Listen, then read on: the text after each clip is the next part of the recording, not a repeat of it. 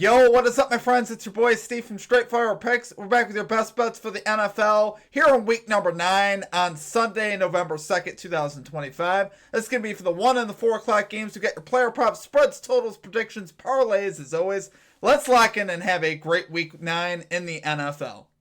Well, my presence isn't real. It's another bad one like this is scale. It's straight fire. All my bets straight from. You're in the house that Cap made now. Straight fire. As always, my friends, if you guys are new to the channel, make sure you guys hit that like and subscribe button for me. Always appreciate that. We are on the road to 10,000 subscribers. Appreciate all of you guys' support as always. Let's lock in and make some money here in week 9 in the NFL. We're off to a great start. Let's hop right into a recap from Thursday Night Football. We got the 3-0 sweep. I forgot my broom. We got the 3-0 sweep plus 3.52 units. We love to see it. We cashed our for the Sweep Parlay, which we posted on the channel. So it ended up being a very solid night for us. We had the Ravens minus 7.5. They won 28-6. Jalen Waddle over 63.5 receiving yards. He finishes above 80, I believe. And then Derrick Henry, 90-plus rushing yards. He finishes with 119. So you love to see that, guys. 3 pretty easy cashes overall. Henry was a little sweaty for sure. He didn't really get it going until the second half, but once he did, he cruised to the over, which you'll love to see it, guys. So obviously a great night there on Thursday night. Honestly, we've been dominating Thursday nights this season. Hopefully we can transfer that over to Sunday. Feel really good about the picks that we have for you here for the Sunday afternoon games. Should be a great week for us. Like I said, we're off to a good start, and hopefully, obviously, we can finish that way. Comic cappers, we got to get the bag calling the Ravens team total under 30.5. That cashes. Demetrius Smith calling the Ravens minus 5.5. Parlay with the team total over 20.5. Very good play there. And Eric Me calling Devon Achane over 91.5 rushing and receiving yards. That cashes as well. So great calls there from our comic cappers, guys. We love to see it. You guys did a great job. Don't forget for this week, drop your favorite pick down below in the chat as well. Put a star or an asterisk next to your pick. And if you want your pick included in the chat or in our next video. So basically, if your pick down below does hit in the chat, we'll include your pick in our next video if it does hit. That'll be actually in the Thursday night video. We'll include it because we don't do recaps on Sunday night football, Monday night football. Do a full Sunday, Monday recap on Thursday night football. So just keep that in mind when you guys are watching the content here around the channel. Other than that, I think that's about everything. Let's see. Also, just check out the pinned comment and description as well, guys, for any links you guys are looking for here around the channel in regards to membership, merchandise, and social media links. It's all down below in the pinned comment and description. Without further ado, guys, let's get after it. Get the sweep here in the NFL. We got a lot of picks to cover. We have 6 straight bets, a for the sweep parlay, and a touchdown parlay. So 8 picks all together, technically. So we have a lot to get into. Let's get right after it here at number 1.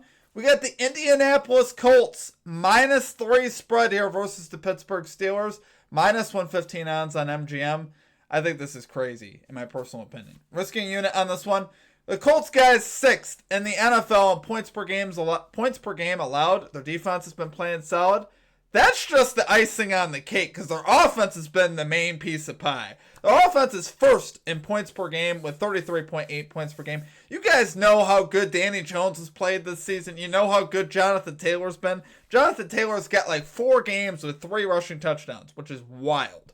He has been absolutely insane, and Danny Jones has been great throwing the ball down the field, been incredibly accurate. At one point in the season, a couple weeks ago, I had him 1st in QBR up until that point. So he's been phenomenal. This Colts offense has been great. Their offensive line has been great. And their defense has actually been solid as well. Imagine how hard they're going to be to beat in the playoffs. My goodness. You have that running game and that defense. Look out for the Colts, guys. They might just make a run to the Super Bowl this season. The Steelers, I just don't see them as a team that can keep up with Indianapolis. I think Indy's just on a different level right now. The defense for the Steelers, guys, really has not been good most of the year. They're 24th in yards per play allowed. Simply put, we saw it on display last Sunday night versus Green Bay when Jordan Love hit like 20 straight passes. Their defense just isn't going to be able to cut it here. I think Danny Jones can be able to tear the secondary apart. I think even Taylor is going to be able to run on him. The run defense wasn't terrible last week, but I still think Jonathan Taylor can run on just about anybody right now. That's just the way it's going. And even if they can't, Danny Jones will find the holes in the secondary. The secondary has not been very good so far this season. As far as pricing from the books, right? The Colts are 6-2 against the spread with a plus 10.6 differential, indicating that the books really haven't been pricing them correctly this season, for a lot of the season. They haven't been setting the lines big enough in Indy's favor, which is pretty crazy. They covered a pretty big spread last week and by a pretty good margin. This team has been, like I said, very good of late and the entire season, just producing and really good on the spread so far this season. Like I said, 75%. And just a 3-point favorite here versus a Steelers team that it's just been, like I said, defensively, it just hasn't been it. And offensively, they've been okay. But even offensively, last week versus Green Bay, when I was watching the game, I was like, at times they couldn't convert big third downs, and they were struggling at different aspects of that game offensively. So I just don't see them being able to keep up with the Colts and what the Colts are going to be doing in this one. I think it's just going to be a very tough game for the Steelers. I think the Steelers get blown out here. I don't think this is just a 3 cover. I think the Colts win by a couple scores here. I really do. I think this is a great spot here for the Colts. So love it there, guys, for number 1 pick. We're going to Indianapolis Colts, -3 on the spread versus the Steelers, -115 odds here on MGM. Kane at number 2, we got the under 45.5 points in the Falcons-Patriots game. We're going plus 100 odds on ESPN Bet. So let me first say I love that we're getting plus value here on ESPN Bet on this one. I think this is fantastic. The Falcons here 7th in yards per play allowed. Patriots 18th in yards per play allowed. That's decent. Falcons have been exceptional there. Patriots 4th in points per game allowed at 18.3. Falcons 13th in points per game allowed at 22. You add those together, that's 40.3 points per game, which obviously gets you under the total here. But what I really like here, guys, is obviously I like that. I like both these defenses are obviously pretty decent, but the Falcons are going to want to run the football here on the road. Obviously chew up a lot of that clock and grind out some rushing yards here with Bijan Robinson. They took a lot of slack in the media last week for not running the ball with Bijan versus Miami. Honestly, a big part of the reason why they got blown out there versus the Dolphins. Absolutely unacceptable in that game. But, the under still did actually hit in that one, despite the Dolphins scoring 30. The Falcons were just anemic last week. But I think this could be more of a grinded-out game. I know Drake May is great. Again, I'm not hating on Drake May, but I think this game will be more of a grinded-out game here. Falcons are going to look to run that football, be a little bit more methodical. And I think they can hold up on the back end. Not that the Patriots won't make plays from time to time, but I think this defense is good enough to hang in there. Granted, last week versus Miami, they didn't put on a great performance, but they could bounce back here. They've put up a couple of duds this season versus bad teams, and then they've played, good competition pretty good in tight, low-scoring games.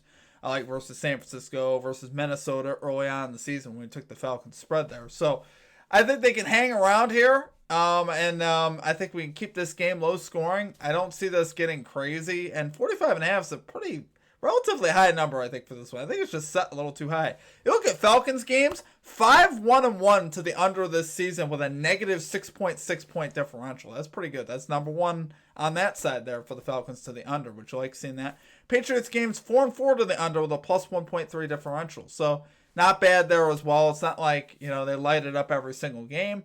I think this game could be low scoring. Like I said, we should see a lot of Bijan Robinson here. So love that for number 2 pick, guys. We got the under 45.5 points in the Falcons-Patriots game, plus 100 odds here on ESPN Bet. Okay, and at number 3, we're going Kareem Hunt over 45.5 rushing yards here for the Kansas City Chiefs. We're going minus 105 odds here on Fanatics, risking a unit here on this one. The Bills' run defense has been anemic this season. They have been awful. Just about as bad as it could be. They're 31st in run defense this season. They just lost Ed Oliver now for a while as he went on IR. They've just been dealing with a lot of injuries, up front on the defensive line. And that really hasn't stopped. So I think they're going to have a lot of trouble here versus Kareem Hunt, who there's no Isaiah Pacheco for the Chiefs, which is really why I love this. I was like, man, at first I thought when I initially looked at the lines, it said Pacheco was in. His line was 52.5. Then Hunt was at 45.5. I'm like, geez, that seems a little crazy because those guys haven't been hitting those numbers.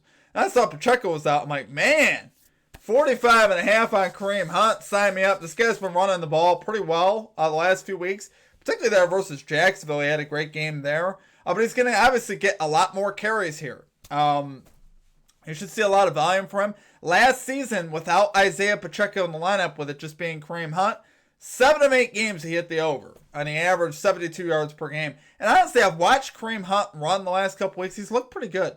He's looking good again, which is something I'm looking at. And now that the Chiefs have got their offensive skill players back healthy, and Rashee Rice, Kelsey's playing well, Worthy's back, the Bills are going to have so much to worry about. That I think Hunt is going to get some nice running lanes here.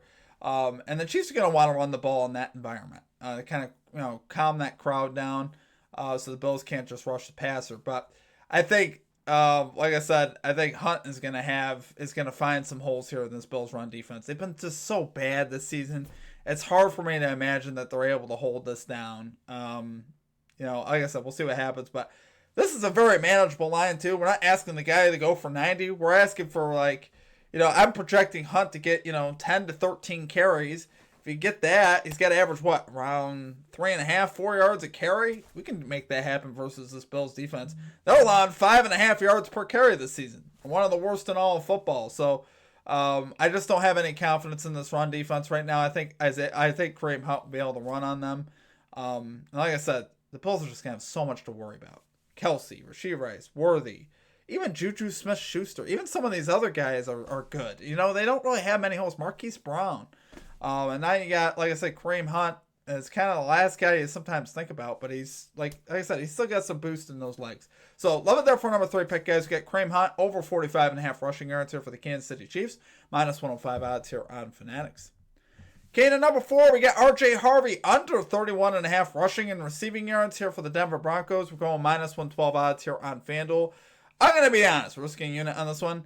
This is going to be a pick you're probably not going to want to watch. Something like this just isn't fun. But I couldn't turn it down because of everything that we had here on R.J. Harvey. This dude, for one, has hit the under in all 4 road games this season. But what I've really noticed is they don't really play him a lot. On the road and in tight games. So in a tight competitive game where you're anticipating it coming down to the wire, R.J. Harvey's typically not the guy. His snap count gets down in the 20s.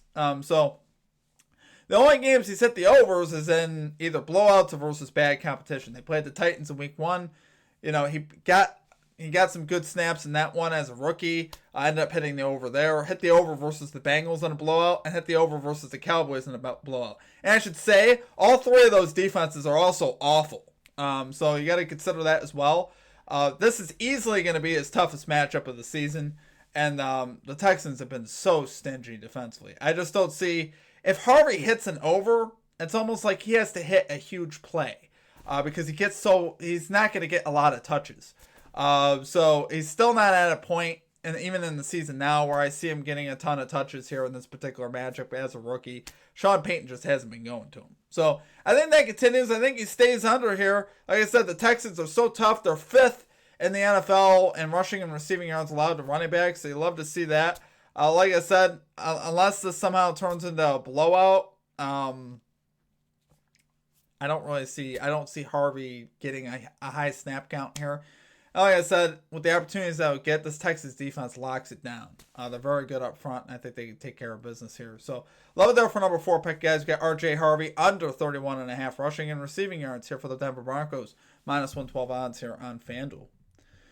Okay, at number 5, we got Christian McCaffrey over 50.5 receiving yards here for the San Francisco 49ers. Minus 110 odds on Fanatics. This is the 4th straight week we've taken Christian McCaffrey on receiving yards. We're 2-1 to the line.